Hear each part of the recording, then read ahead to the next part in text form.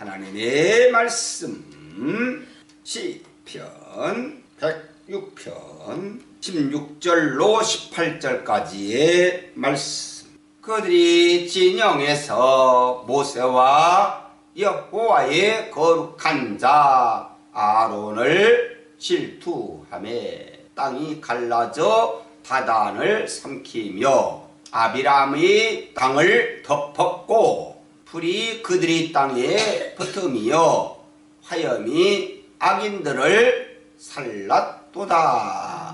아멘. 여기 말씀은요, 모세와 아론을 질투했다. 누가? 이스라엘 백성들이. 그들이 진영에서. 모세와 아론이 누구입니까? 모세와 아론은 하나님께서 세워주신 하나님의 사명자예요. 이스라엘 백성들을 인도하는데 필요한 지도자라고요. 그들을 원망했다. 그들을 불평했다. 그들을 질투했다. 그렇게 함으로써 어떤 일을 당했습니까? 여기 말씀을 보니까요, 땅이 갈라져서 다단을 삼켜버렸다.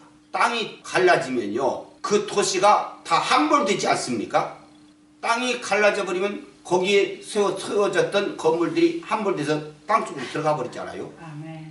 그래, 땅이 갈라져서 다단을 삼켜버렸다. 또 아비람의 땅을 완전히 다 덮어버렸다. 또 뭐라고 했습니까? 불이 그들의 땅에 붙임이요. 불이 붙었다 그 말이요. 불이 붙으면 다 없어지지요. 불이 붙어버렸다. 그래서 화염이 악인들을 다 살라버렸다. 그게 무려 몇 명이냐? 250명이요. 다 그 불의 화염에 의해서 다 죽어버린겨. 무엇 때문입니까? 하나님의 일을 하고 있는 지도자, 그들을 비난하고 그들을 질투하고 그들을 원망하고 그들을 불평해 했을 때 하나님께서 그렇게 하셨다 그 말이에요. 땅이 갈라져서 다단을 삼켜버리게 하셨고 아비람의 땅을 폭삭 다 덮어지게 하셨고 불이 그들의 땅을 완전히 불붙여서 태워버렸고 거기서 그 화염으로 인해서 다 죽은 사람이 250명이다. 그러니까 뭔 거야니? 하나님의 진노를 받은 거예요. 하나님의 진노. 왜 그랬을까요? 이것은요, 다른 거 아니에요. 뭔 거니? 그들이 모세와 아론을 도전했다. 모세와 아론을 질투했다. 모세와 아론을 원망했다. 뭔 거니? 하나님의 권위에 도전하는 행위라 그 말이에요. 그러니까 하나님께서 그들을 세우셨지 않습니까? 지도자로. 하나님께서 세워주신 지도자면 그 지도자의 말은 곧 하나님의 말이요.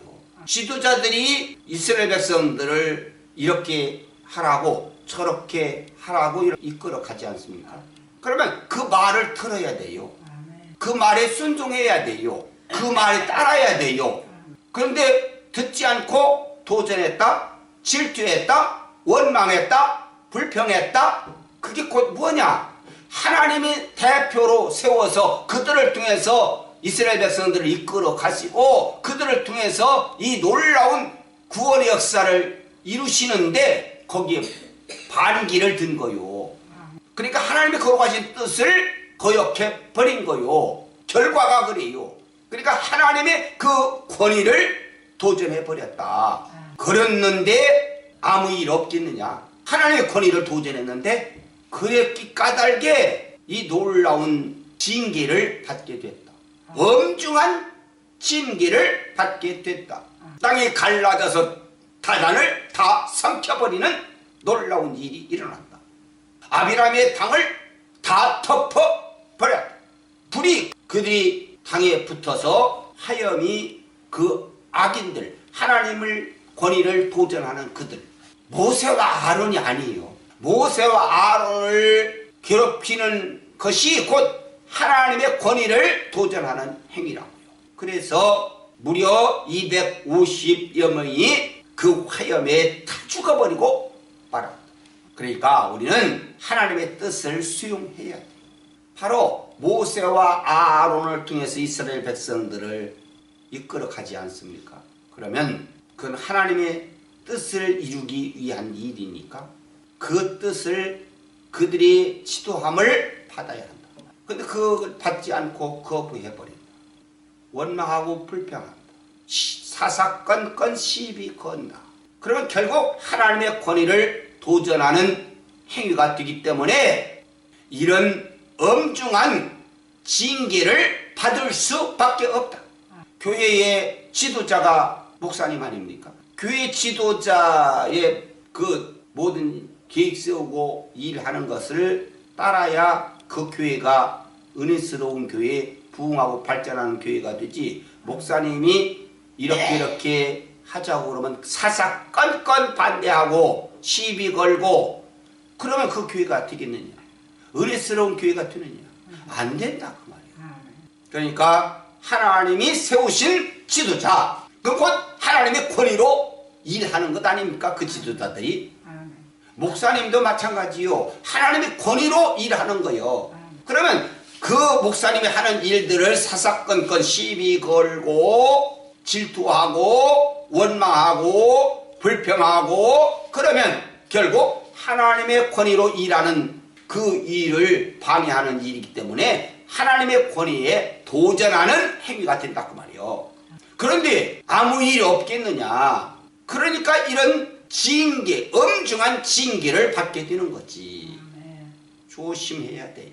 하나님의 뜻을 먼저 생각해야 돼요. 그 뜻을 수용할 수 있어야 돼요.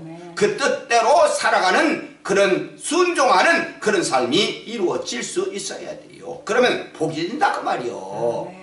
그렇지 못하니까 징계를 받게 되지. 어려움을 당하게 되지. 그 화염으로 인해서 250여 명이 다 죽어버리는 끔찍스러운 일이 생기게 되지.